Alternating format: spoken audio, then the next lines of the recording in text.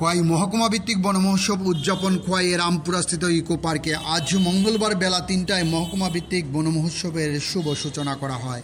এই কর্মসূচিতে উপস্থিত ছিলেন খোয়াই রামচন্দ্রগড় বিধানসভা কেন্দ্রের বিধায়ক রঞ্জিত দেববর্মা, স্থানীয় এলাকার এমডিসি জেমস দেববর্মা, খোয়াই জেলা পরিষদের সভাধিপতি অপর্ণা সিংহ রায়, বন দপ্তরের জেলা আধিকারিক অশোক কুমার, মহকুমা বন আধিকারিক সুস্মিতা দাস সহ অন্যান্যরা। উপস্থিত অতিথিরা বনকে রক্ষণাবেক্ষণ ও বৃক্ষরোপণের উপর গুরুত্ব আরোপ করে আলোচনায় অংশগ্রহণ করেন এবং সর্বশেষে অনুষ্ঠানের প্রধান অতিথি বিধায়ক রঞ্জিত দেববর্মা বৃক্ষরোপণ এবং বৃক্ষ রক্ষণাবেক্ষণের বিষয়ে গুরুত্ব আরোপ করেন এবং ইকোসিস্টেমকে রক্ষা করতে গেলে প্রত্যেকের বৃক্ষরোপণ এবং বন রক্ষার একান্ত প্রয়োজন বলে বিধায়ক এই আলোচনায় বলেন। ডিউরি রিপোর্ট, খোয়াই টাইমস বাংলা।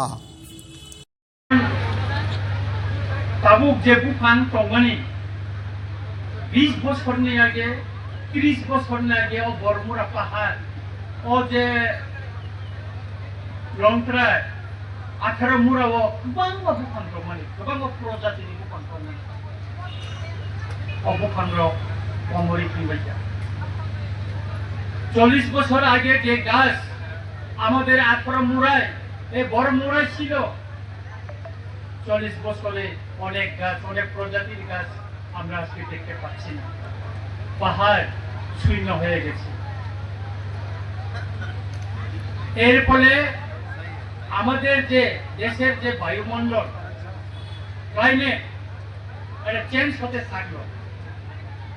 আমাদের এই রাজ্যে অনেক পশু পাখি আমাদের এই রাজ্যকে ছেড়ে ওই পার্শ্ববর্তী রাজ্য মিজোরামে চলে গেল, কারণ সেখানে এখনো বন সুন্দরভাবে সংরক্ষিত হচ্ছে।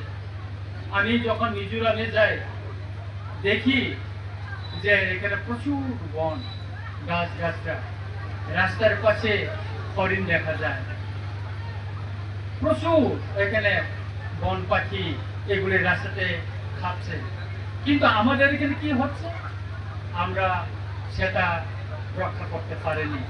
সেই জন্য আজকে আমাদের পাহাড়গুলি ধীরে ধীরে আজকে বন শূন্য হয়ে গেল।